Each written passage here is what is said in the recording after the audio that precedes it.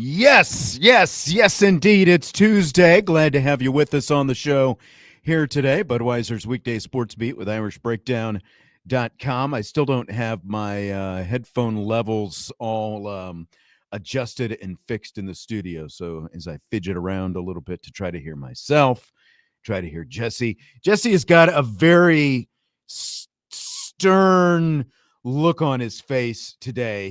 We were talking right before the show started. He's in a little bit of a mood, so you might have to help pep him up a little bit. Are you ready to bring some heat for today's show? I'm gonna try my best. It's been a really just not fun week of work so far. And it's only been 2 days. It's only been 2 days. Has it been that bad? It has. It really has. All right. Well, I'm going to try to bring something for you today. It's it's a little different. It's a little bit of a concept show. I'm not really sure exactly where this thing is going to go, but I guess we'll see. 2025. The name I came up for this is the Nardo Awards in honor of Pat Narduzzi. I came up with the concept for this show around the time Notre Dame was playing Pittsburgh and Pat Narduzzi was shooting off his mouth, so it's more or less the I don't even know like the college football doofus awards. I don't know exactly. Not all of these are doofus categories. We came up with some categories, tried to keep it light a little bit. We have intermixed movies and college football, and we're handing out awards for these different categories. As you were going, I sent you the list of categories over the weekend, then I adjusted them a little bit, and I sent you a new list this morning. As you were going through these, was it easy to come up with some nominees or, winners or whatever for these different categories? Was it difficult? What was it like as you were trying to put this thing together? Yeah, I think the hardest part is just not recycling answers. I think there's some answers that could apply to multiple situations. And so I think the best thing to do is figure out which one is most applicable to that, to that award, and hope that you got it right. But,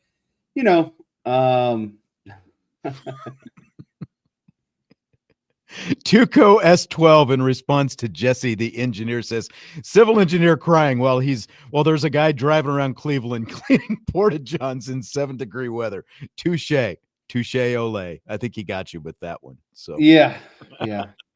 Hey, there's no job discrimination. Every job is important, in my opinion. So anyway, continue your degree of difficulty coming up with nominees. Yeah. I think that some of them were easier than others. I think the harder ones were maybe some of the movies that I haven't necessarily seen. Yeah, to understand the full context of the quote, but that's just a couple of them. I think majority of these I have seen. Did you Google any of the quotes or movies or anything like that? I did watch a couple of the clips just to refresh myself. So okay, all right. I just know. I think the harder part is I think you'll be better at this than I will. Well, I did come up with the categories. So it's obviously going to be easy for me. I sat there one day again, thinking of channeling Pat Narduzzi and thinking, of people and things that we could rip and those kind of things. There's just one or two that are sort of positive, I think, from my perspective anyway, but maybe you've got a different take on them. So let's just jump into this. The 2025 Nardo College Football Awards Show. And our first category tonight is the Dodgeball Jason Bateman as Pepper Brooks I Feel Shocked Award. Who are you going with? The I Feel Shocked Award in honor of Dodgeball Jason Bateman playing Pepper Brooks. Yeah, I'm going to go, and maybe this is starting off strong, but I'm going to start with James Franklin and Penn State football. I feel shocked that he was fired midseason, and I feel shocked that Penn State, their program, when he got fired, was in that spot to get him fired. I didn't, at the beginning of the season, if you told me James Franklin were to be fired, I would have called you crazy. But here we are, and he was fired, and now Penn State, and apparently too, and I don't know how much you've read into this, I don't know who it is, but half the people at Penn State don't even want Matt Campbell, and so they hired a guy that half the university doesn't want. And so I feel shocked about the whole situation. I feel shocked about Matt Franklin. I feel bad, or not feel bad. I feel shocked about how bad Penn State was this season, coming off the heels of last season, Right. and I feel shocked that they hired Matt Campbell, and it seems like that's not their guy. Like it just seems like they hired someone to hire someone. The great thing about these categories is there's something for everybody because, again, like mid to late October, when I came up with these different categories, James Franklin was probably at the top of the, I feel shocked list. But it's like, for me, it's dropped to maybe the fourth or fifth most shocking thing that's happened, especially, I will say James Franklin, Penn State, that is on my list, but it is farther down the list in a different category. But, like you've got Sharon Moore, you've got everything that happened with Ole Miss and Lane Kiffin, you've got the Brian Kelly firing. So I agree with like as Penn State, what exactly did you want? Who did you want as your head coach? Like, who was out there? Like, did you really want Matt Rule that much more than Matt Campbell? Honestly, I think that Penn State lucked into probably the best candidate that you were going to get, all things considered, because I don't think Lane Kiffin was ever a legitimate candidate there. If like they actually thought that they had a chance to get Kalen DeBoer, I guess I can see why they would be disappointed in getting Matt Campbell. But I think that Penn State ended up just fine. And I agree with what you're saying. It was very shocking at the time, but it ended up falling farther down my list of the most shocking things in college football this season. But you're off to a good start. My most shocking thing, the I Feel Shocked award, I am giving to Notre Dame being locked out of the college football playoffs. So, that's where I'm going with the like it's only been a little bit more than a week, Jesse. Has the shock really worn off for you that Notre Dame got snubbed by the playoff committee? Yeah, I wouldn't say that the shock or it's worn off. I just think I've compartmentalized it and put it in a different brain right now. We're in the worst part of football season right now. College football is winding down. Notre Dame is out. NFL is winding down. The Cowboys suck and aren't going to make the playoffs. Then it comes the fantasy football playoffs, and I got eliminated in the league I cared about the most in that. And so it's just like we are officially in that kind of, like the roller coaster of football. We're definitely rapidly coming down on the roller coaster at this point. Yeah, and I mean, it almost does feel like this last week has been a month, like just trudging through last week after Notre Dame was eliminated. But no matter what so many national people, I think, would try to tell you that, well, Notre Dame should have seen it coming and should have seen the writing on the wall and all that kind of stuff before the last ranking last Sunday. To me, it's still one of the most shocking developments since the college football playoff began, even going back to the 4-team in terms of snubs and teams in position and that kind of stuff. To be jumped without playing a game by a team that also was not playing a game in the last weekend, it obviously shocked Notre Dame. It shocked Notre Dame fans and pretty much shocked, people, I think, who covered it as well. So Jesse went with James Franklin for his I Feel Shocked award. I'm going with the Notre Dame playoff snub for my I Feel Shocked award. Next category, next award, the Inglorious Bastards, Hans Landa, played by Christoph Waltz.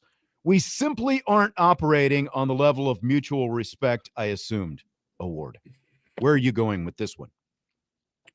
Yeah, I thought this one was pretty easy. I'm going to go with Lane Kiffin and the University of USC in regards to the contract extensions with Notre Dame football. I just thought that there was more mutual respect between the USC and the Notre Dame programs, and I think that Lane Kiffin and the athletic director aren't respecting Notre Dame football and the history and the legacy of their rivalry, and I think that it is largely led by Lane Kiffin because he can't. Lincoln Riley. That's where you excuse me.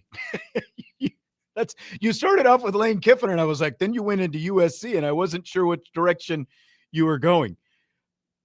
Lincoln Riley is what you meant, though. Yeah, Lincoln Riley doesn't have the same mutual respect for Notre Dame and Notre Dame football that Marcus Freeman and Notre Dame football have for Lincoln Riley and USC. And I think it's a real disservice that we still don't have, to this day, a definite answer on whether or not the Notre Dame and USC rivalry is going to extend. And to me, that just simply shows that USC has a lack of respect, mutual respect for Notre Dame. That's a good one. I like that. That's really good. I think for we simply aren't operating on the level of mutual respect. I assume. I think that fits into this nicely. And I honestly didn't think about that. I should have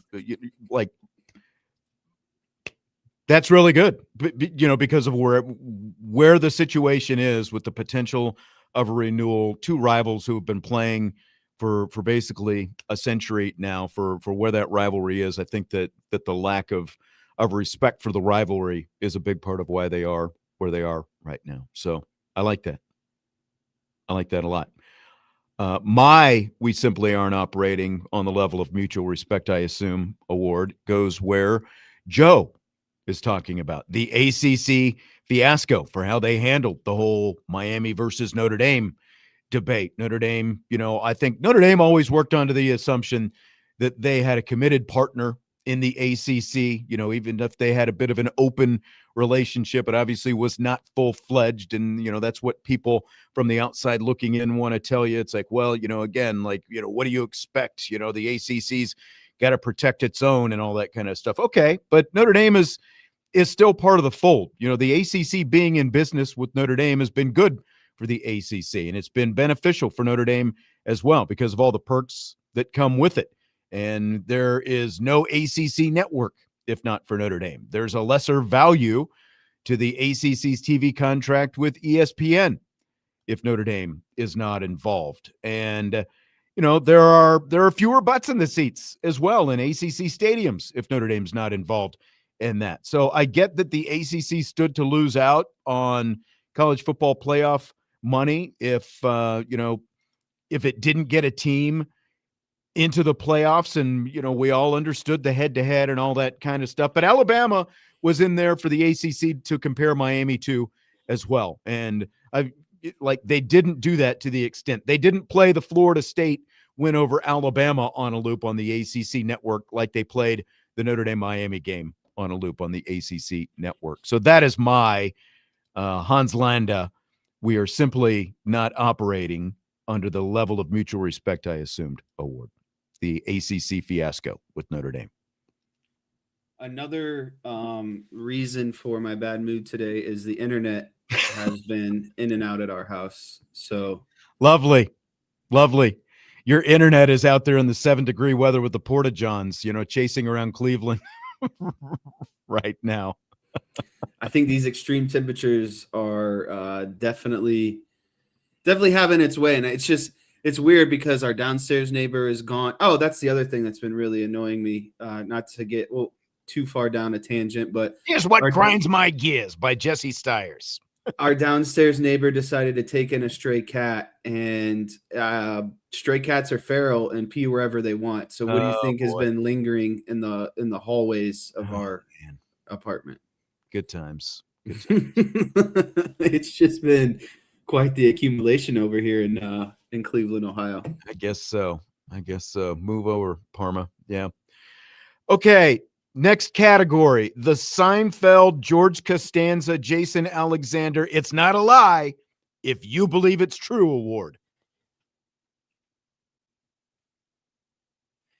Yeah, I thought that this one could go a lot of different ways. And I think this one is one of the more vague ones. But what I'm going to go with is the Alabama not dropping after losing their conference championship. Because if you look at the 68 other conference championship games that were played in the college football playoff era, 66 of the teams dropped a spot. This year's Alabama, and whatever year TCU made it, but TCU went to like double overtime or something, I think, in their conference championship game and lost by one possession. We watched Alabama get blown out. And so to me, it's not a lie unless you believe it's true. Alabama not falling after being absolutely destroyed in the conference championship, I think, falls in nicely to that situation.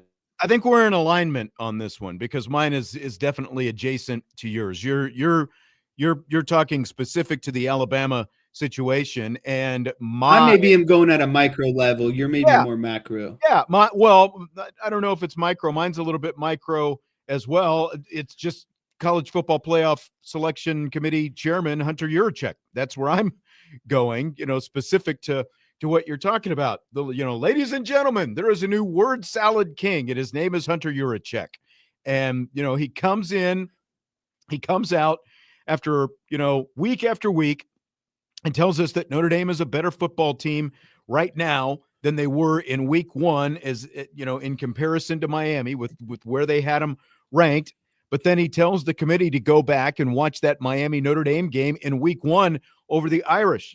What is that? Yes, Miami was better that night. I think that, everyone conceded that, and he conceded that, but by his own rationale, he had, like, again, he had been saying for weeks, well, that was week one. Notre Dame is the better team right now, and had basically been saying, that was not as important in the moment as what was going on in November.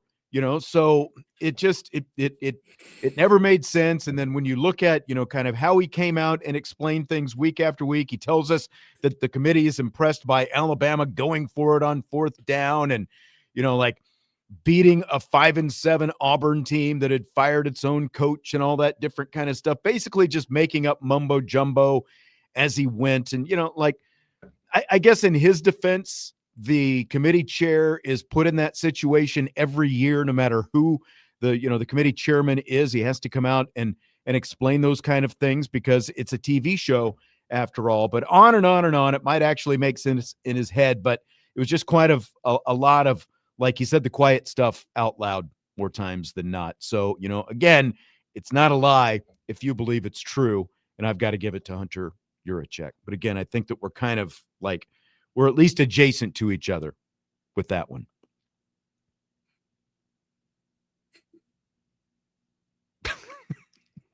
I can't tell with your internet, what's a pregnant pause and, what's like a choppy internet, or what's going on right now. So let's take a timeout. When we come back, we will continue with more 2025 college football playoff awards. We have more categories to get through and more awards to hand out. We will do that as we continue our number one of Budweiser's Weekday Sports Beat with IrishBreakdown.com.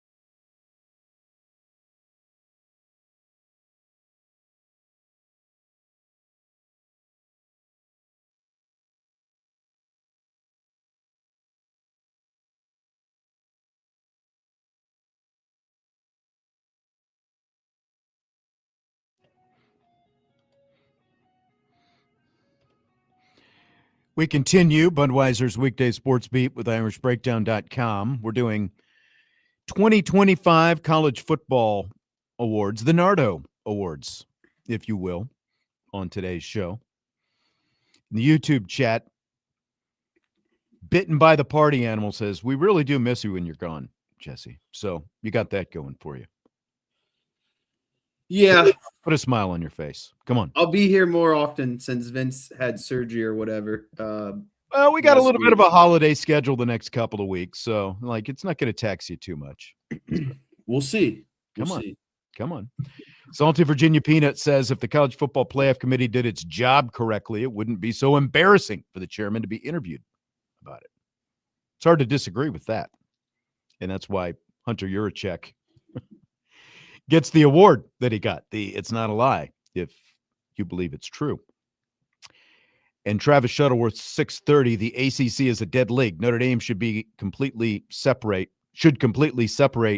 all football ties with them. Travis, we did a show about this last week.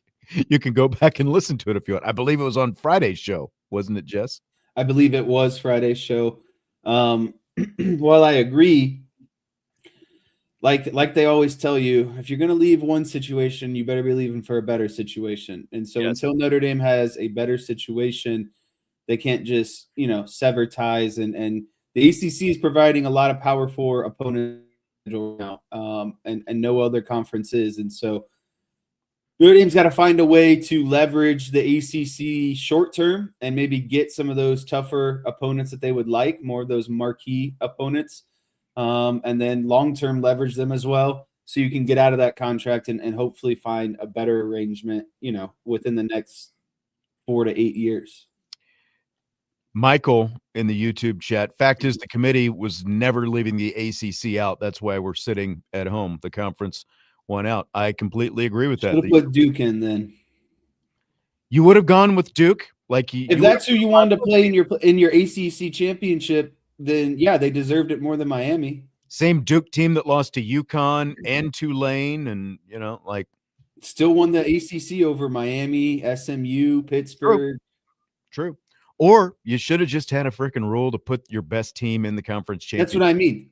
That's kind of what I was getting at. Is if you didn't want to use that, a trump of a tiebreaker rule and have Miami in there, then you deserve the constant. Like the ACC got to not only get out of that fiasco that was ACC championship, but they also got Miami into the college football playoff. And so to me, they struck out on both, but somehow got a hit on both. And so that's the frustrating part, is like, if you weren't going to remove Duke from that championship game, then Duke should have got all of the rewards that come with winning the ACC championship. Yeah. It's hard to disagree with that. All right, let's hand out some more awards. The Anchorman, Ron Burgundy, Will Ferrell, that escalated quickly award. Who are you going with here? I think you could go with a multitude of things on this one. But if you remember in Anchorman, he goes up there, the first Anchorman, he goes up there on live television, reads the prompt, says some stuff that he shouldn't, and he gets Ron fired. Burgundy will read anything that is in the teleprompter. That's right. Anything. And then his life starts to spiral after that, after he gets fired. To me, this has to be the Sharon Moore Award, because he goes from fired, and the next report you see, he's in jail. And I was like, wow, that escalated really quickly. And so, again, drawing the parallels, he reminds me of Ron Burgundy getting fired and then just absolutely spiraling into, just a really, really bad downward situation. Salty Virginia Peanut says Pete Bavacqua's series of interviews after the snub, just because there were interviews that he did that I didn't even realize he did until later in the week. He was all over the place. Like he was hitting the show. There were a couple, and obviously he had his press conference, but he definitely escalated the aftermath very quickly with his follow-up responses to the playoff snub. That's for sure.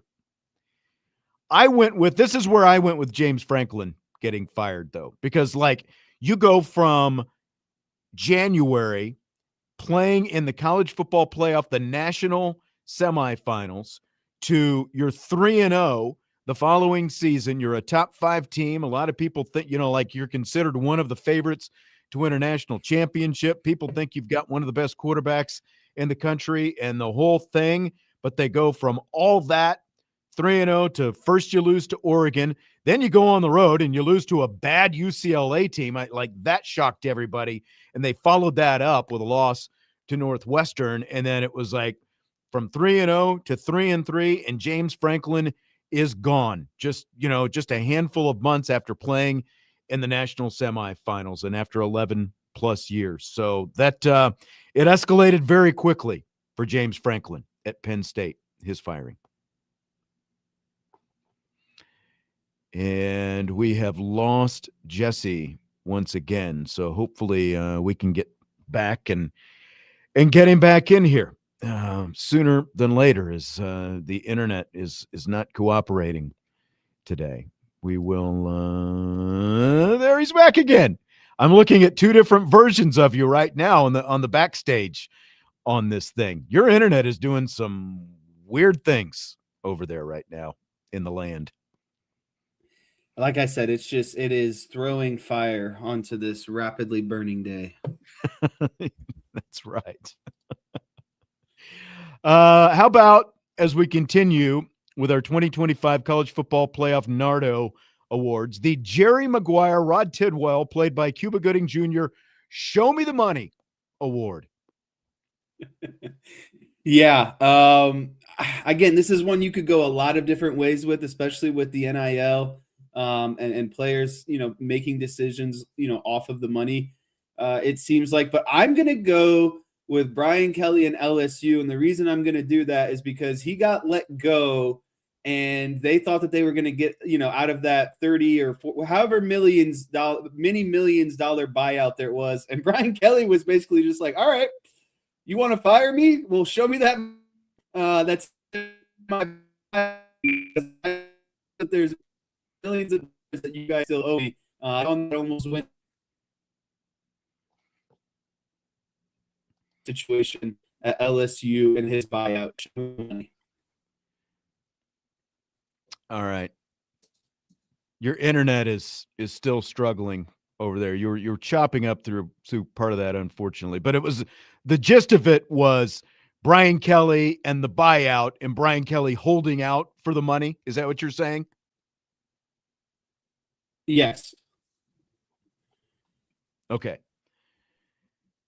So I am going with all of the head coaches who got big fat pay raises and extensions for staying put, thanks mostly to Penn State firing James Franklin. But, like all those other openings out there as well. You had Kurt Cignetti at Indiana. You had Clark Lee at Vanderbilt. You had Eli Drinkwitz at Missouri. And, of course, you had Matt Rule at Nebraska as well. Like all of these guys cashed in on the fact that, they all of a sudden became in demand, and that James Franklin firing helped them out quite a bit. And then you had some other job openings, obviously, come open, between Florida and LSU and everything else that happened. So I'm giving the Show Me the Money Award to those guys who got paid from the fact that there were some job openings out there. And I will say this, I am shocked that Drinkwitz stayed put at Missouri. Like I don't know exactly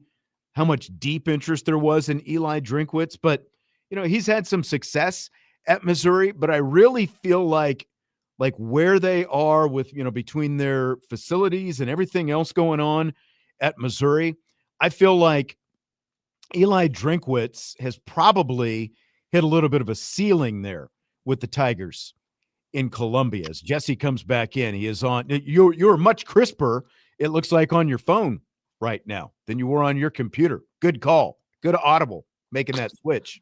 Thank you. I'm hoping that this, the Wi-Fi might let me down, but the AT&T towers shouldn't let me down. So I'm going to try to reboot. I just restarted the computer. Hopefully it gets a little bit better. But in the meantime, I will stay on this. I hope the people appreciated my Brian Kelly award, because that's what he did. He told LSU to show him the money when they told him they were going to fire him, and said, oh yeah, we're actually not going to pay you out. And he was like, the F you are, you're definitely going to give me the rest of my money. I mean, it's the one thing that I agree with Brian Kelly on. Like, you signed a contract and they gave, like in the contract, it included what the buyout is. And just because the state of Louisiana tried to play poor and it's like, well, we don't want to do that. And they tried to find some cause. I mean, show him the money. I agree with that.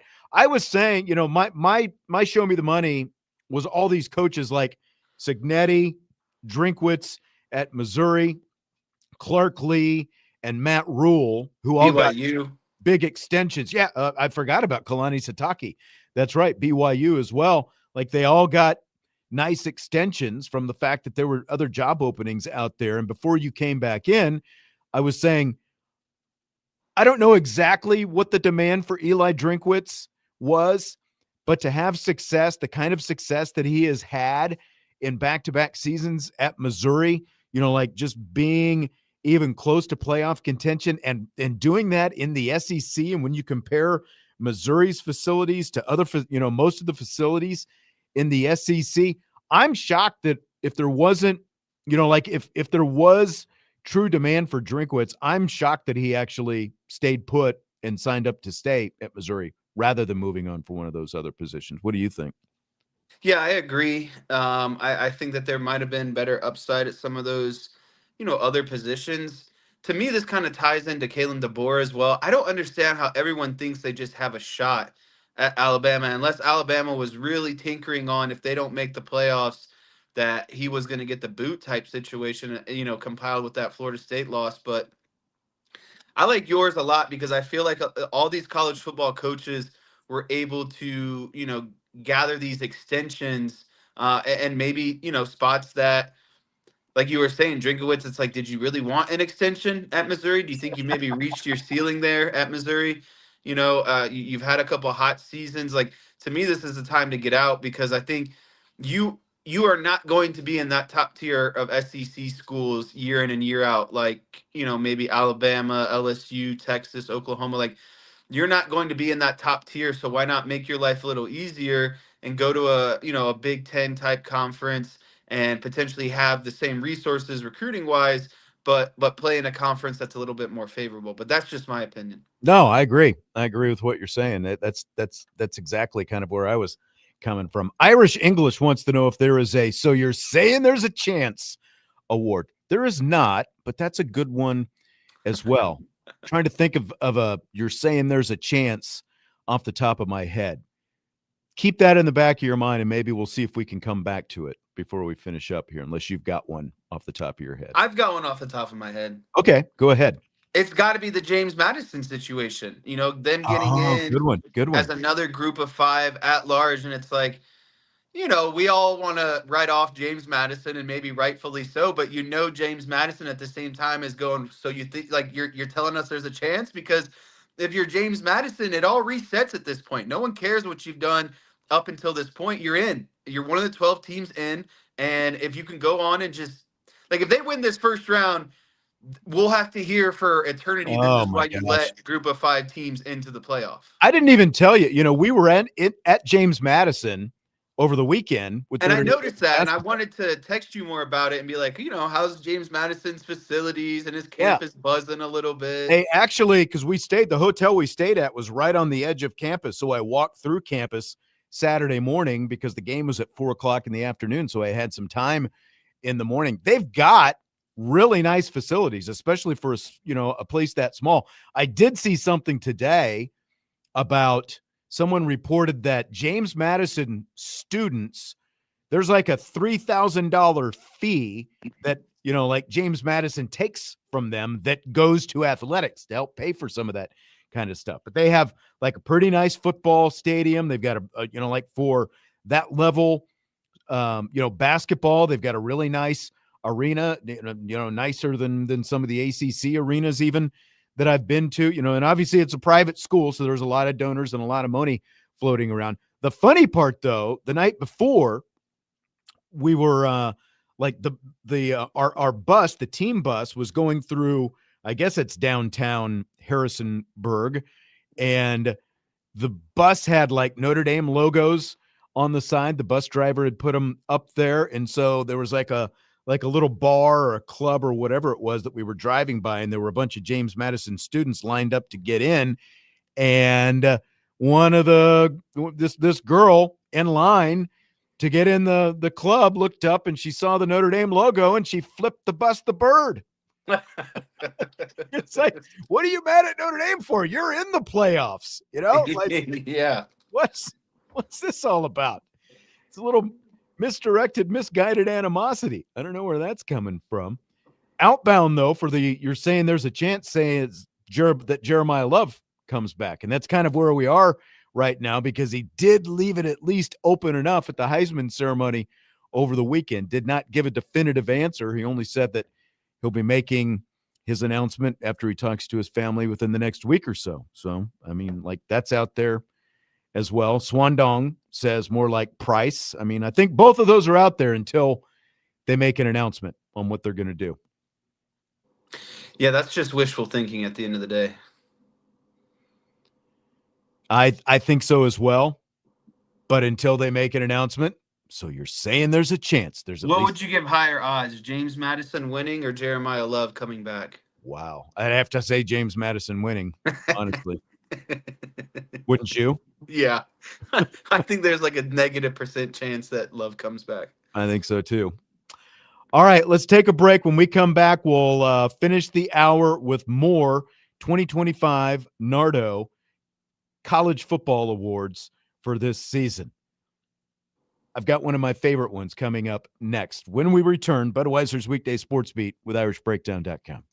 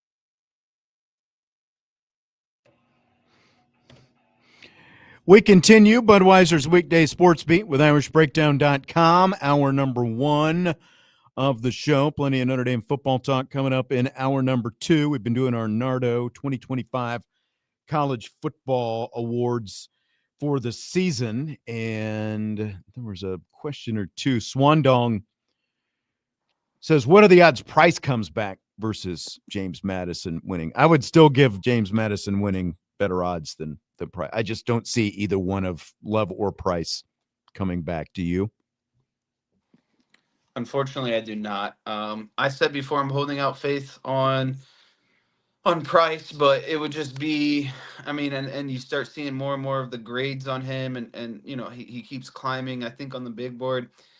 It would just be a disservice to him and his career to stay, you know. I just don't know what he could gain potentially, but besides maybe personal accolades and team accolades at Notre Dame at this point, you know, like he's still like, as a fundamentally sound running back, I don't know what he's going to improve on next season. Right. And he's been here for 4 years now. He's already had a major injury early in his career. And, you know, like when you look at Mel Kiper's big board, it's like Love 1 and Price number 2. There's just no reason for him to come back to college for another year and risk injury. Like they both just need to go off and get paid and start their professional careers. And, you know, just like Kyron Williams was a late round pick, but look at where he is in his career right now in the contract that he's got, you know, like that's why Jadarian Price and Jeremiah Love just need to head off and get out there and go. All right. A few more of these awards categories before we get to the top of the hour. The next category we've got The Departed, Mark Wahlberg as Sergeant Dignam. I'm the guy who does his effing job. You must be the other guy award. Who you giving this one to, Jesse? I think this one is really easy, especially when you consider this person's personality.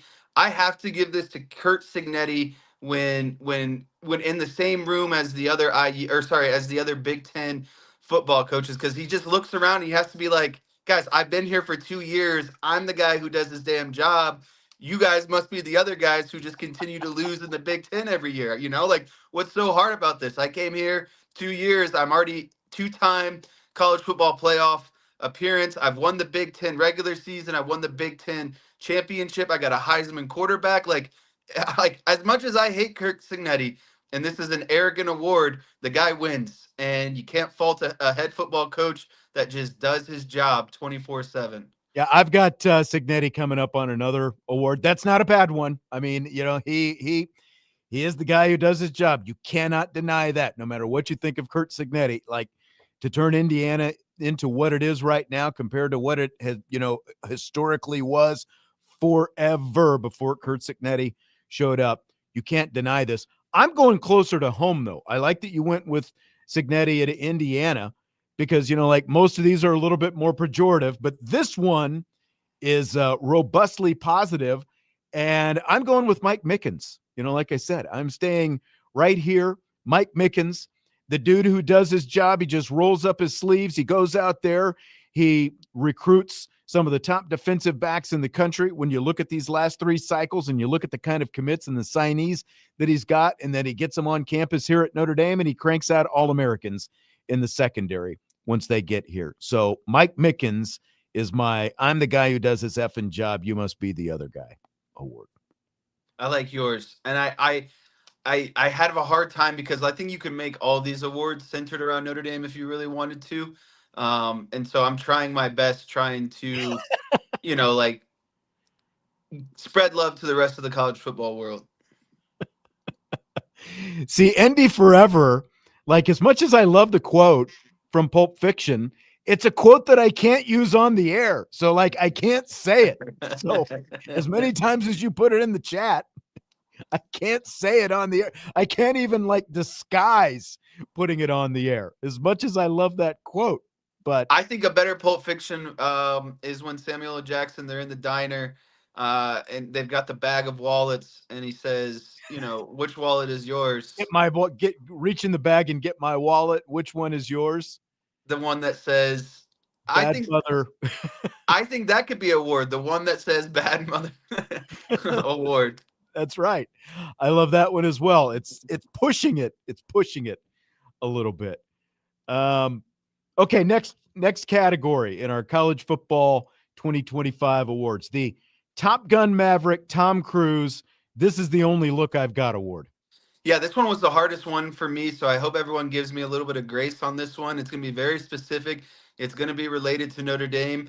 But if you remember that halftime, or was it halftime or maybe into the third quarter? No, it was halftime, right before halftime. The Purdue game where the Notre Dame game went into rain delay. And I think Peacock or NBC did that little halftime interview with Marcus Freeman. And you could just, the look on his face in regards to how bad the defense was the first month of the season. This is the only look I've got for how bad our defense has been the first 4 weeks of the season award. That's a very good one because like the look on his face. If you hit pause during that interview, I don't think I've seen Marcus Freeman much more. This is the only look I've got for you, and it's pissed right now. That's right. Award. That's right. But fortunately, we have seen other looks, much more positive looks from Marcus Freeman other than that one. But you're right. Like in that moment, that was the only look that he was going to have. And that's why you gave Curt Cignetti the last award. I'm the guy who does his bleeping job. You must be the other guy. This is the only look I've got award goes to Curt Cignetti because the man literally only has one look. It doesn't matter what the situation is.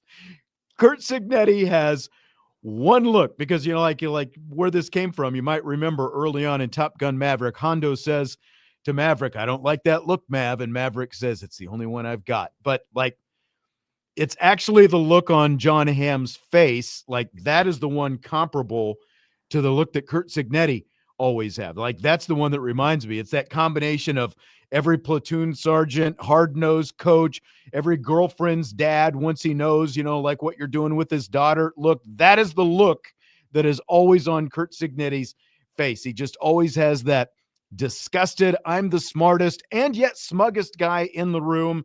And I also have nothing but disdain for everyone and everything around me. Look, that is the look that Curt Cignetti perma has on his face. Like the ref just made a call that he's mad at. That's the look. Sideline reporter just asked him a question that he doesn't like. That's the look. Quarterback just threw a touchdown pass to take the lead. That's the look. My quarterbacks at the Heisman Trophy ceremony. That's the look. It is always, it never changes. One look on the face of Curt Cignetti. So that was a good one. All right. Thanks. I appreciate it. We're running. We're going to run a little bit short on time. Are there any that you definitely want to get to before we wrap up this first hour and before we get to rapid fire in the second? I do have a Pulp Fiction, like you mentioned, we've got a couple mentions, not the bad mother bleeper, but the Samuel L. Jackson, Jules Winfield, If My Answers Frighten You, Then You Should Cease Asking Questions award. What is your nominee for that? I didn't prepare for that one. I didn't see that on the revised list. Of the ones that we had left, I liked the Too Much Bark for Bite award. That's why I didn't notice it, is because I didn't scroll down all the way. That always usually helps. There are a long list of categories on here. See, I think the thing is, too, is we could run this back when Vince is back, because I know he would enjoy this as well. Yeah, at this rate, I don't know exactly when Vince is coming back, but you give your response to the Samuel L. Jackson, Jules Winfield. I need a little bit more time to think. This is actually my worst one, but I went with Lane Kiffin leaving Ole Miss while they're playoff bound, like telling his assistants either get on the plane or you're not coming. And then, Ole Miss lets the assistants come back, but they won't let Ole Miss come back. And, he coaches, they're going to coach the Rebels throughout the playoffs and all that kind of stuff. So that's my Jules Winfield award. Okay.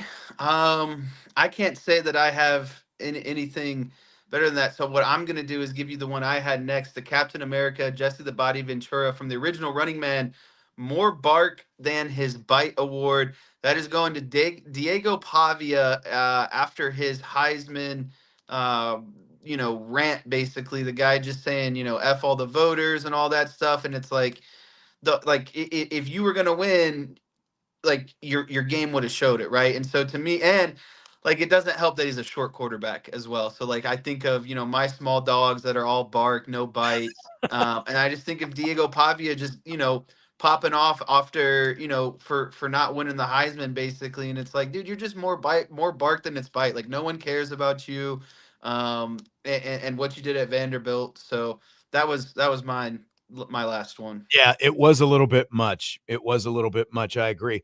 My more bark than his bite goes to Big 12 Commissioner Brett Yormark. That's where I went. That's a perfect one after his on-field interview. Yeah, exactly. Between that and the thing at the conference last week, he's just one of those guys with a very high and very unwarranted opinion of himself. It's like, okay, cool. Okay, I guess you kept the Big 12 together, nice little feather in your cap, even if you had to go out and five schools that were group of five teams, like to pad up your conference numbers and all that kind of stuff. But you also lost your two biggest brands, Texas and Oklahoma, to the SEC. That happened on your watch. But okay, go ahead, pat yourself on the back. You got a nice little TV contract that pays out decent, but he goes off, shooting his mouth off about Pete Bavacqua, and all that kind of stuff. Well, Notre Dame made more in their college football playoff run last year, and also won more playoff games during that one college football playoff run than the Big 12 has made, and more wins for Notre Dame than any, than the Big 12 combined in the time that Brett Yormark has been conference commissioner. But okay, go ahead and keep barking about yourself, Brett Yormark. Okay, go ahead. Pat yourself on the back a little bit more. I get it. I did want to do one more. The old school Dean Pritchard, Jeremy Piven, are we sure this guy is good at his job award? And I actually had two nominees here. One is Penn State athletic director Penn Kraft, who fires James Franklin and then, as a fallback ends up with Matt Campbell. But, he's the first major school to fire a coach. And then they ended up being, I think, like the last, to end up actually hiring a coach. But then I also went with ACC referees. I think ACC referees, are we actually sure these guys are good at their job? And I don't really think that this needs any explanation for the way they performed throughout the entirety of the college football season. So ACC refs, are we sure these guys are really good at their job? Yeah, it's funny. I picked Penn State athletic director for that one as well because it's like you fired a guy, you didn't have you ran through all of your supposed wish list guys, and then at the end of the day, they hired someone that you didn't even sign off on at the end of the day, and so it's just like, Yeah. what is going on over there at Penn State? Yeah, exactly. All right, so that is our 2025 Nardo College Football Awards for the season. There were a couple categories we didn't get to, and like Jesse said, maybe we'll just save them for Vince when he comes back. And don't forget, next week we've also got the Festivus airing of grievances show that we've got coming up next week. So we've got that to look forward to still. All right, we're going to take a break for the top of the hour. When we come back, it's rapid fire in hour number 2. A lot of Notre Dame football talk and more coming up in rapid fire. Budweiser's Weekday Sports Beat with IrishBreakdown.com.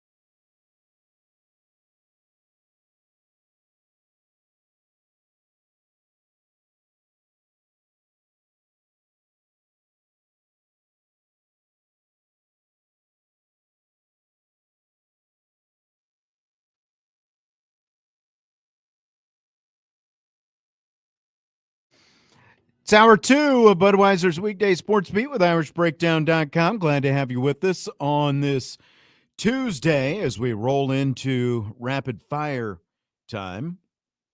If Jesse is with me, I don't know exactly. There he is. Starting to get scared there. You had the screen shield up. Ready for rapid fire? I gotta unmute myself first, but I am ready for some rapid fire. I this day just keeps firing on and on. Is that good or bad? I know it started off bad. Is it at least better now than it was an hour ago? It is better. It is better. All right. Let's see how it goes then. See if we can keep that rolling. Fill in the blank. Jeremiah Love became Notre Dame's first Heisman Trophy finalist in the last 13 years this season. It's blank that neither of Notre Dame's last two Heisman Trophy finalists were quarterbacks. I'm going to go sad. And the reason why it's sad is because unless you're a quarterback, you're not going to win the Heisman. So let's get that off the table right now. And then I also think it's sad because it really has shown, and this isn't something that we need to hammer on or dwell on or keep bringing up, but I mean, it's just obvious ever since Brady Quinn and Jimmy Clausen, it's like, what has Notre Dame done at the quarterback position? It's obviously been a hole in the Notre Dame, football program, a black hole, really. And I think you can say, for lack of better terms, it's a reason why they haven't won a national championship as well. The college football is largely revolves around quarterback. I mean, let's look at IU. Let's look at all these really good programs over the last any of these Alabama teams, Clemson teams. It's like if you want to win a college football championship, you need a good quarterback, and it's what's been holding Notre Dame back. So it's no surprise, and it's saddening that Notre Dame's last two Heisman finalists were a running back and a linebacker. That's right. I think we're along the same lines in this kind of what we're thinking because Brady Quinn was the last Notre Dame quarterback who was a Heisman Trophy finalist, and it's amazing. That's been almost 20 years ago, 2 decades at this point.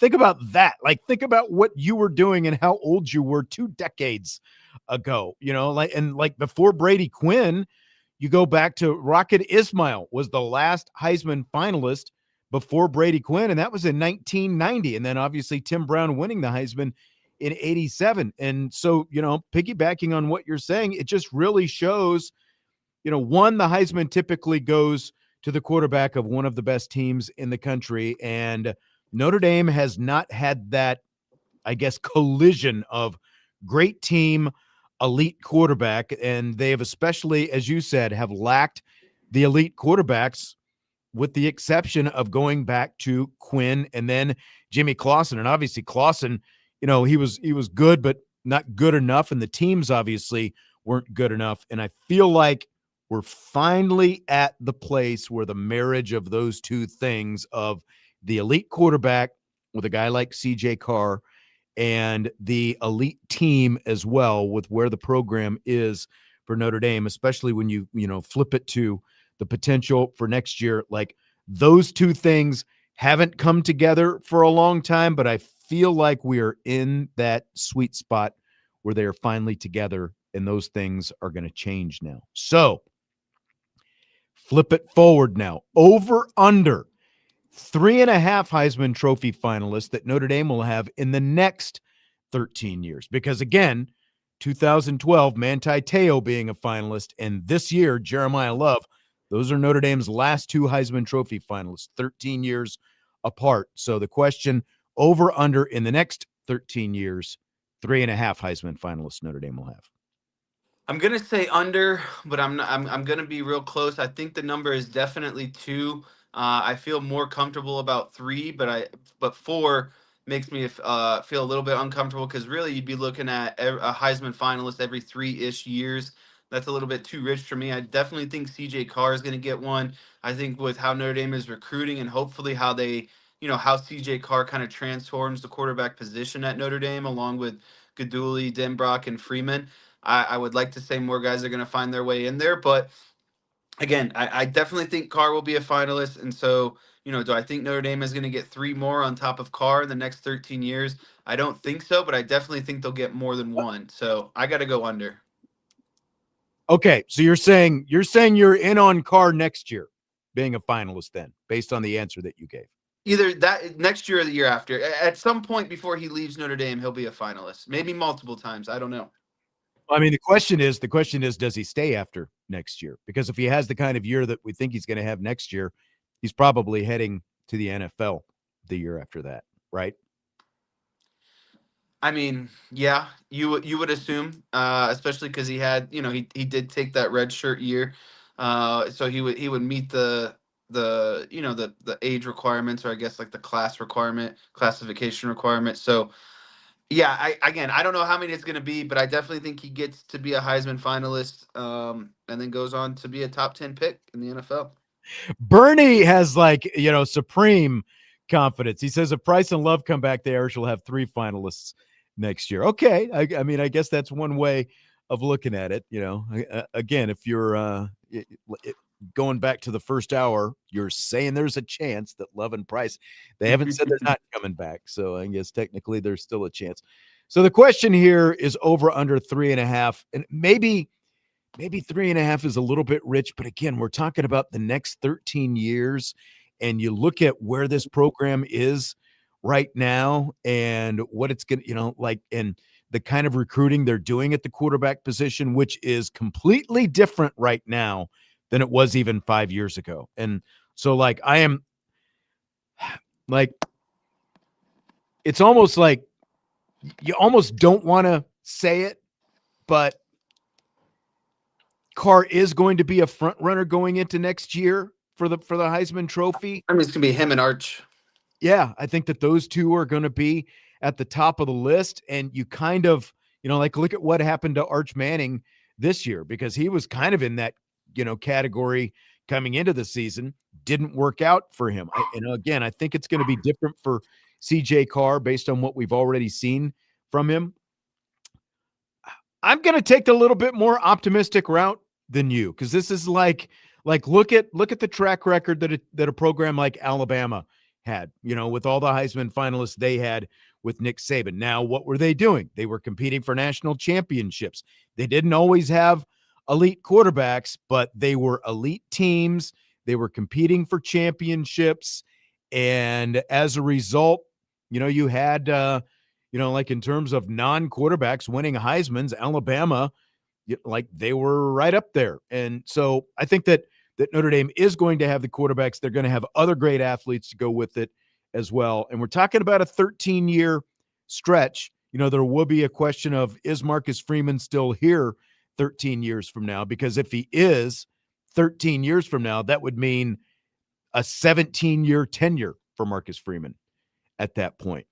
But I think that where the program is, they're going to fit all the criteria that you need to have Heisman Trophy finalists. So I'm going to go over. I'm going to say over 3.5, but you're going under 3.5. Okay. All right. By the way, from the YouTube chat, Archer said, did you see where the Ferris State head coach said he'd rather play Notre Dame than Harding, who they play in the Division II national championship game? I did see it, and he didn't literally mean it. He was trying to make a joke about it, because apparently they're both undefeated. I think they're both 15-0, Ferris State and Harding. And he's like, man, I really don't want to play Harding. And it was more kind of an offhand, I'd rather play Notre Dame kind of thing. I don't think that he was taking a shot at Notre Dame by any means. If anyone just kind of saw that comment. Had you seen that comment that he made? No, but it was interesting. I watched a 10-minute clip on Twitter last night of the Ferris State coach teaching his option offense and why it's so successful. So I saw him for different reasons. Well, and isn't that where the Ole Miss quarterback, he came from? Ferris, right? Yeah. Yep. They've produced some pretty good players up there at Ferris State. He's had a pretty good run himself up there. All right, next question. One of our quality P1 listeners, ND Forever 72, said last week he thinks Notre Dame will be in a conference within the next 3 years. So my question for you, over under 3.5 years before Notre Dame gives up independence and joins a conference full time. Yeah, this is a big time over for me. I know some people, and this isn't a shot at Indy Forever 72, Not at all. but I think that there are some people who are overreacting and taking it. They're kind of falling along the lines of the national media of, well, now Notre Dame has to join a conference, and this is what you get for not joining a conference. And if you join a conference, all your problems would be solved. And it's like, I just listened to Pete Bavacqua get up there and say that Notre Dame loves nothing more than to be independent. That's their identity as a football program. And so I'm just going to have to say this is a big over for me. I think that they would find a way. And really, I think that the only way that they would join a conference is if it became, some big stipulation that you had to be in one in order to be in the college football playoff. But other than that, I think they're always going to find a way. And honestly, I think that there's a better chance that the college football landscape kind of becomes independent, meaning that there's just one big mega conference that all the Power Four teams that can get into the college football playoff would play in before Notre Dame would become independent. And I think Notre Dame would be involved in that mega group or whatever, because there'd be no conference championship. Your conference Right. championship would just be winning the title at If the it end of came the year. to that, yeah, everyone would be like one pool and it wouldn't actually be a conference. It's just like you've got to be affiliated with the mega conference, the super conference, whatever, to qualify to get in. Yeah, exactly. Like Notre Dame would be in that. So Stymie in the YouTube chat says over, way, way over. Tuco, first he said under, and then he said over. So I'm not sure exactly which direction Tuco is leaning there. I'm going to go over. Like I think that the only way it happens in a short amount of time is because the college football playoff format is obviously up for negotiation, whether that turns into 16 or 14 or whatever it ends up being.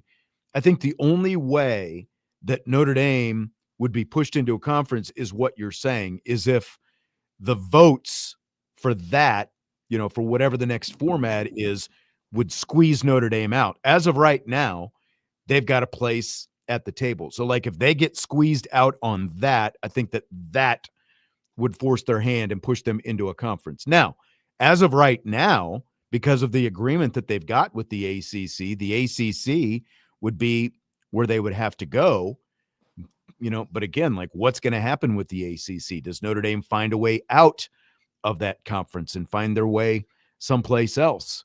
So I'm going over. I think it's going to be over. Because again, they're not going to get squeezed in a short amount of time. Now, Ira Chi-Town says we'll join a conference, but it'll be the Big East. Well, that can't happen for football because there's no Big East football right now. So like if Notre Dame is going to join the Big East, it would just be for the Olympic sports, and then football would have to find another way. So that's not going to happen in terms of football. Indy Forever 72 says if the Big Ten and SEC collude in some fashion, which is possible, it very well could happen. Yes.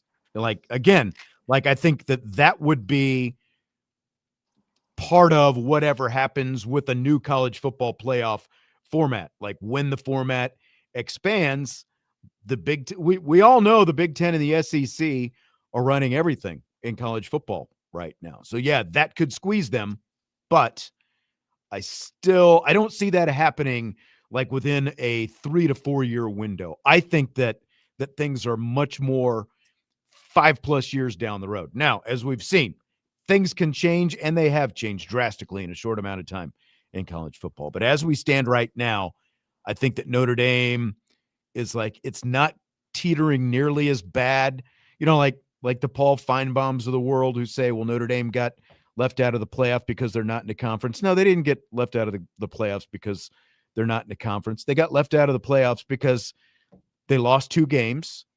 And as a result, that put them right there on the cut line with other 2 and 3 lost teams. And that's what ultimately pushed them out of the playoff. I mean, Miami was in the same boat as Notre Dame. They happened to get in. Was it because there was a conference? Well, you could claim some collusion, obviously. And it sounds like there were some backdoor things maybe going on. But Notre Dame didn't get squeezed this year because they weren't in a conference. They just got squeezed because they lost too many games. And I don't see that happening next year. Like when you look at the schedule next year, The outcry against Notre Dame is more likely to be, look at this soft schedule they're playing. Of course they're undefeated. Like that's going to be, I think that's going to be the conversation surrounding Notre Dame in November. People are going to be knocking Notre Dame's schedule. They're going to be knocking their independence again, but they're going to be talking about, well, see, of course you can be undefeated when you get to put together your kind of schedule like that. It's just the way it's going to be. Let's take a timeout. When we come back, more rapid fire when we continue. Budweiser's Weekday Sports Beat with IrishBreakdown.com.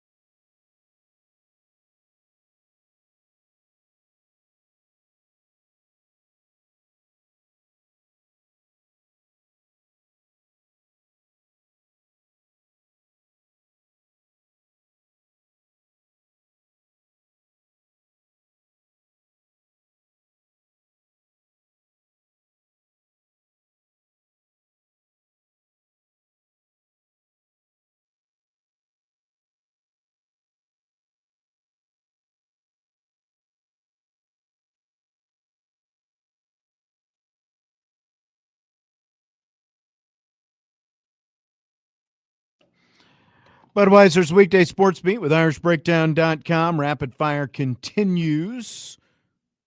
Along with Jesse Stiers, Sean Stiers. We were talking about Notre Dame and their schedule next year. And in the YouTube chat says, Josh says, I still see 3 ranked opponents, USC and Miami, possibly SMU and Navy are ranked. But, ranked, but they're not going to be like Miami is the only one. Maybe USC has a chance to be top 10. I would say those are the only 2 teams that have a chance to be top 10 next year. It's just like Miami's going to suck. I think that there's a good chance that happens. They're obviously not going to have Carson Beck next year. They're going to look a lot. Their whole defense is going to be new again. Yeah. How stable is Cristobal able to keep that program? Stymie says Miami will probably cancel. Well, they got their way. They got into the playoff, so I don't think there's a reason for them to cancel now. But there was obviously a lot of that going around before the final playoff field was announced. You doing all right there? I think the best part of my day was I got a haircut this morning.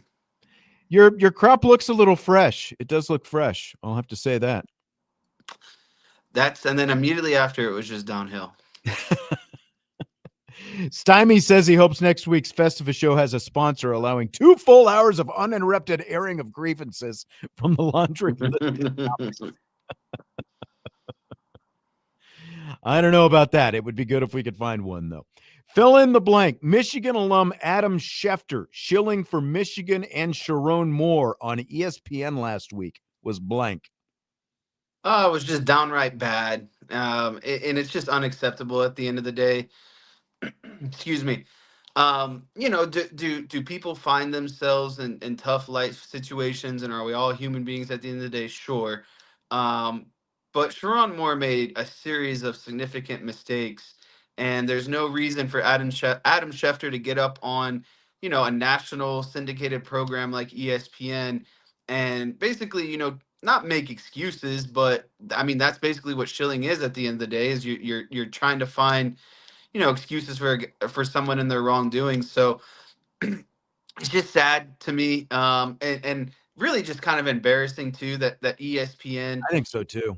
I don't know if ESPN obviously probably didn't know what he was going to get up there and say, if anything at all, but at some point you just got to cut his mic because there's just again, it's not like Sharon Moore, for lack of better terms, it's not like he like killed someone or something, but like he still did a lot of bad things, and it's just not excusable, especially coming from someone like Adam Schefter.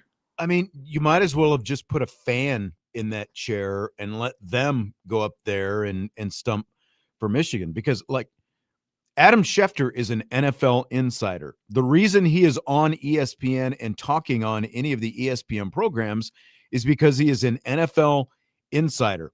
He also happens to be a University of Michigan alum. So like what purpose does he serve talking about Michigan and glossing over everything? Oh, like this is a person, and they're all people. Like all these people that they're all people. Most of them have families. We all know that. But to basically let a Michigan fan sit up there and talk in defense of Sharon Moore and Michigan, there was no place for that. Like he does not talk about college football on the regular. Like the only crossover he has is when it comes to NFL draft time. There was no reason for Adam Schefter to get up there. And it's just a joke that ESPN and the producers of any of those shows let him get up there with a microphone in front of him and a camera in front of him and talk in defense of Michigan the way that he did. Like like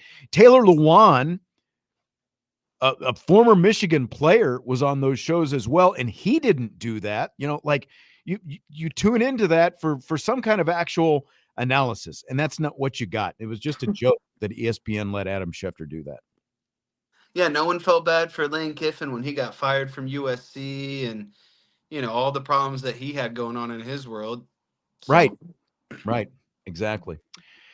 Vanderbilt quarterback Diego Pavia finished second in the Heisman balloting, and after Saturday's ceremony, he went out clubbing in New York, and he had that sign that said F Indiana and posted F all the voters on Instagram. So let me ask you this. Do you think Diego Pavia is more Johnny Manziel or Baker Mayfield? This is a really good question. And I think this question should be amended to the more bark than bite award recipient, Diego Pavia. Yeah. I think he's more like Johnny Manziel. The reason why I think he's like more like Johnny Manziel is I think that Manziel was more kind of that I don't give a type mentality. I can go out here, say what I want, party as hard as I want, be seen doing whatever I want.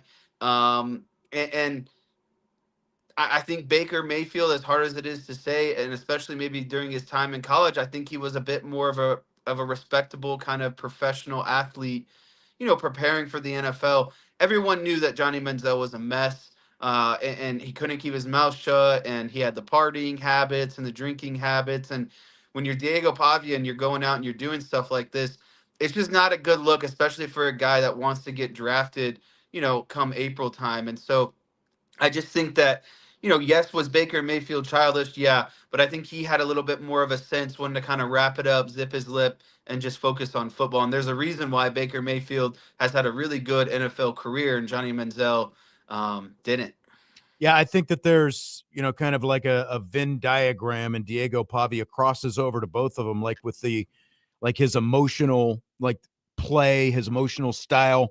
That's Baker Mayfield. But then obviously the flash and the first opportunity that he gets, it's like, you're in New York City. Okay, we get it.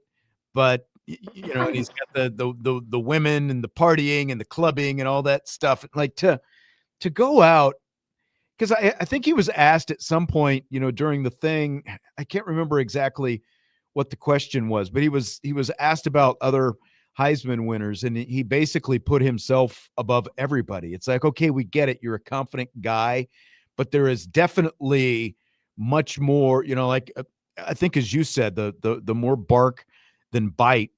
I think that there is, it's just such a bad look to be out there and, to be considered for the Heisman and to be a runner-up for the Heisman Trophy, considering where you came from. Like, you're an under-recruited guy, similar to Baker Mayfield. You had to, you started off at a junior college, and then you go to a little bit bigger school, and you end up getting fortunate enough to go to Vanderbilt, and you help turn the fortunes of Vanderbilt. All that stuff is great, but I think that you have to be able to handle that with a little, with a lot different composure than what he did. Because, look, you should have learned early on, you're not going to get everything you want. You have to earn it.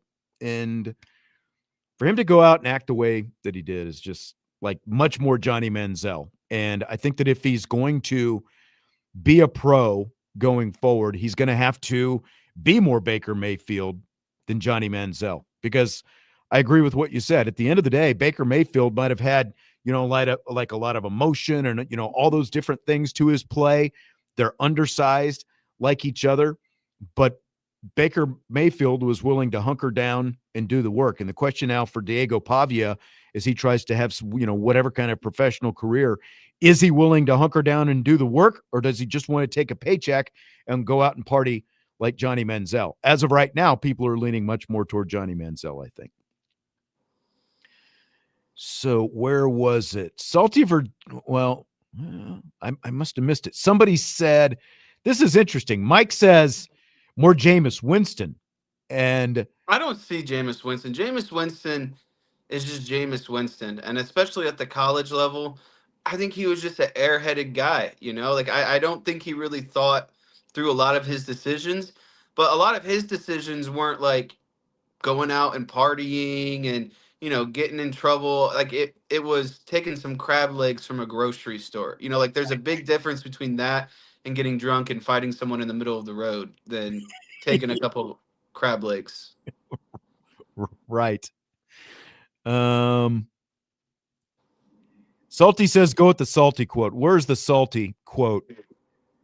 Oh, Salty shows why you don't do cocaine and meth at the same time. Or Pavia shows why you don't do cocaine and meth at the same time.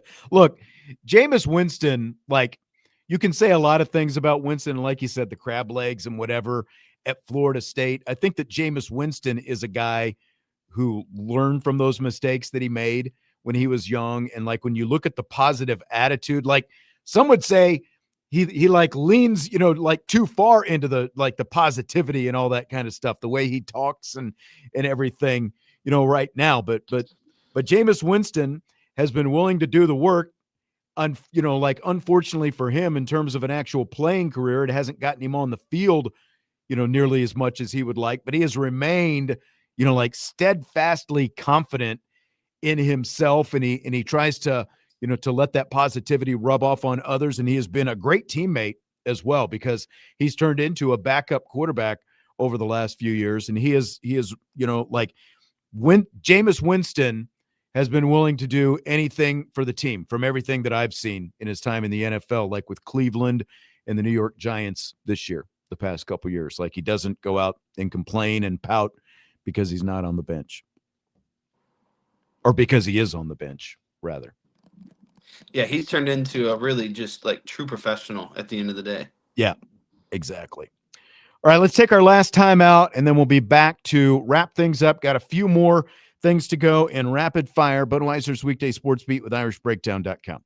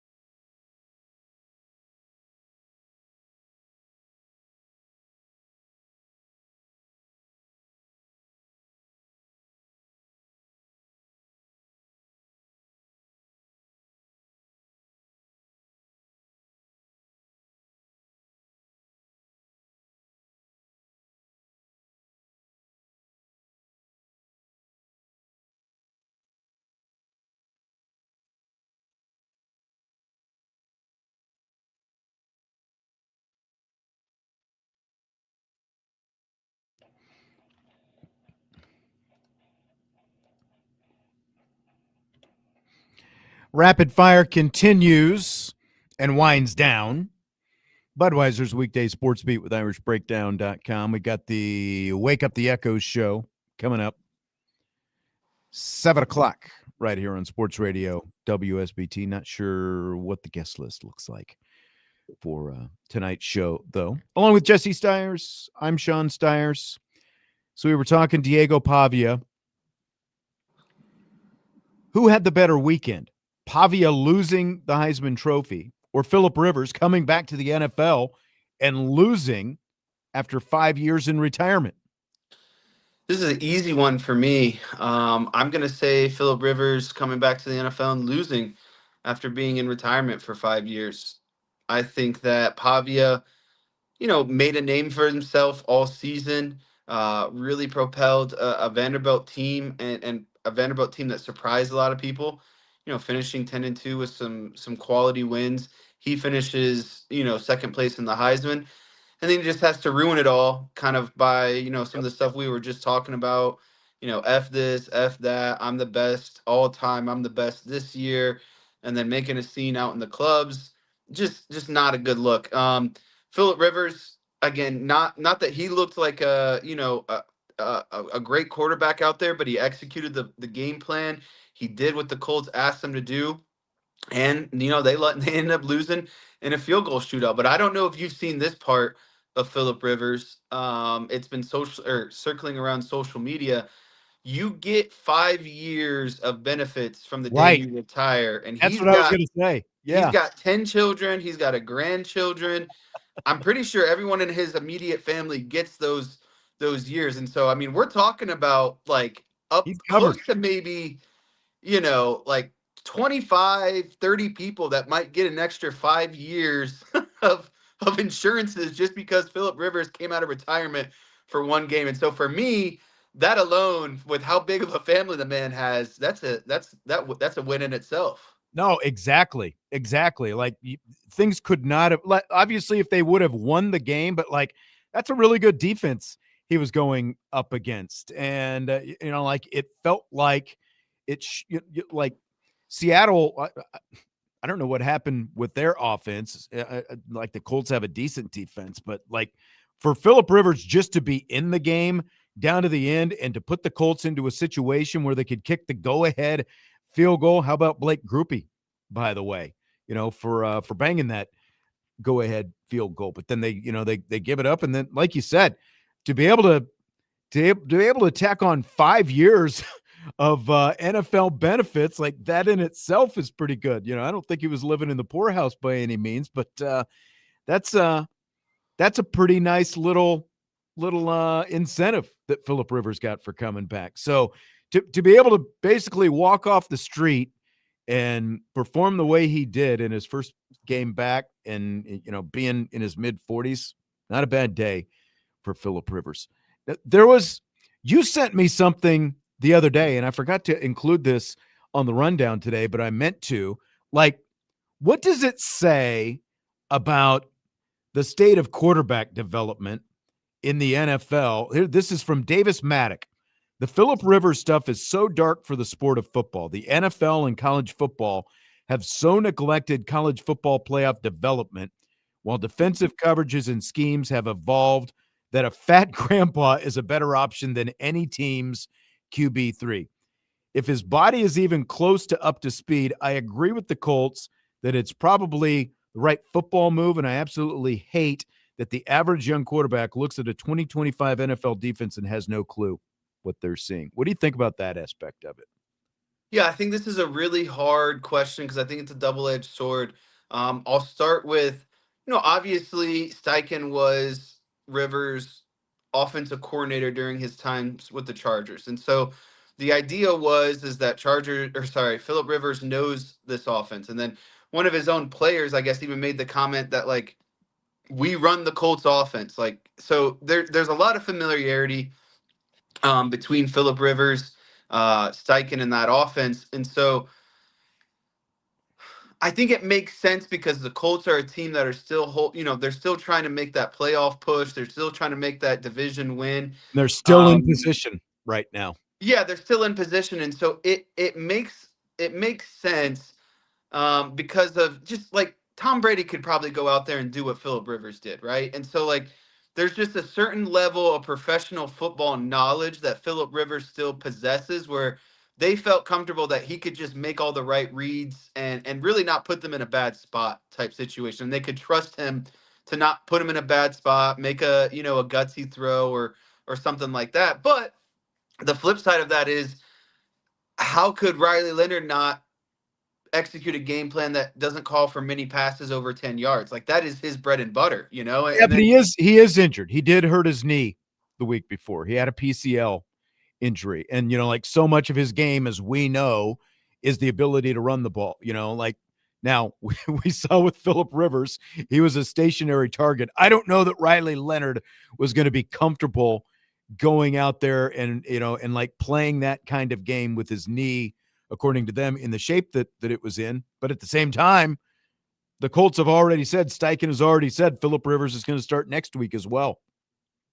Yeah, so I just think the other aspect of this, getting back to the original question, it is disheartening because a lot of these young quarterbacks are expected to be drafted and play right away, but they just don't have the knowledge to play right away. They don't have the knowledge to read defenses, to be in the film room, to understand split coverages, pre-snap to post-snap, half the field coverages. Like, there's just a lot going on in the NFL. And I do agree, the NFL schemes are only getting harder and harder. Like, an NFL defensive coordinator is going to figure you out. That's the hardest part about being in the NFL is what worked last year isn't going to work next year. And so their defensive coordinators are always evolving, just like offensive coordinators. So I would say it is disheartening that more younger quarterbacks are thrust into a position and expected to succeed, but they don't necessarily understand, what it takes to succeed, reading defenses, the preparation, the practice. And so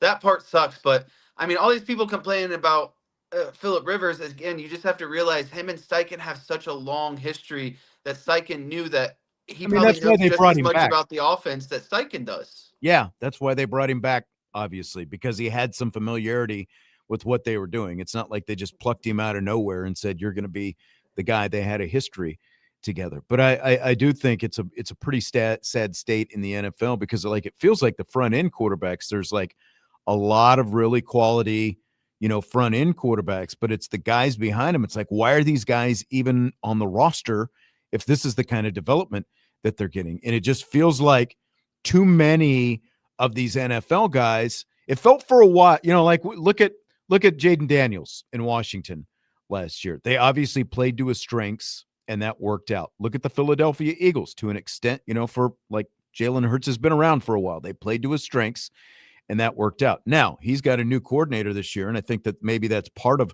the problem. The fact that he's just, himself not that great at reading defenses and making throws. I think that that's part of the problem as well. But I don't think enough of these guys in the NFL play to the individual strengths of these quarterbacks, and that creates part of the problem, a big part of the problem. And everyone loved to make fun of me for my Mike McDaniel's take, but he's one of those guys where, and this has kind of been his downfall, I think, the last year to two, is his whole offense is tailored around Tua and what Tua can and can't do. And I think that is more, to me, like you're the head coach of the offensive coordinator. You get paid a lot of money to not just jam your scheme down any quarterback. Like, you should take the time. Like, I remember the Hard Knocks when Mike would talk about, man, I was up on YouTube watching your highlights last night. Right. Like, that's what more we should see more of that out of NFL coaches, rather than being lazy and be like, you're going to run my scheme, even though, it doesn't, it's not maximizing your potential or the team's potential. Irish Shytown says that's why we need a true NFL affiliated minor league. I don't completely disagree with that. Like, I feel like these spring leagues that they keep trying to come up with would have more success if there was something that was actually affiliated with the NFL, and just slapped NFL team names to it, and basically allow the practice squad or the non-53 roster and a few more invites every year, and it's an open invitational. Each team has their own team, and you just play. And I think that brings more recognition to it. I think you get more fans if you attach NFL names to these teams, but that's just my opinion. I agree. This one was on Good Morning Football recently. We've got just a couple minutes here. Been trying to get this one in. Fill in the blank. The one thing from your childhood you wish you could still do is blank. Is run around and not feel tired the next day. Like, I miss. You're not even 30 yet. What are you talking I know, about? but I miss just being able to like go and playing hours of pickup basketball, followed by maybe I'm going over and playing some wiffle ball at the park, and then maybe I'm sprinting up and down the streets because we're ding dong ditching people. Like, I can't recover as quickly as possible. My body hurts, but it feels like I guess what I'm getting at is when you're a kid, like you just have extreme stamina, you know? Yes, your energy is boundless, and you're just out there doing things that you love to do without a care in the world, right? Right. And so I just wish my body could move in that kind of motion, and I didn't have to feel it the next day. Or Fantastic. the other part of it is like you get frustrated because you're like, damn, 10 years ago, I was much more athletic than I was right now. There's that too.